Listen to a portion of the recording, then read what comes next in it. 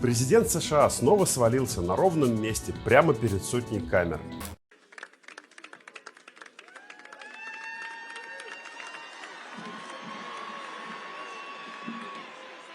Дедушке 80 лет, он регулярно падает и не может самостоятельно подняться. В этот же день, кстати, он треснулся тоже на глазах у сотни журналистов головой об дверь собственного вертолета. При этом он уже объявил, что через год будет баллотироваться на новый срок.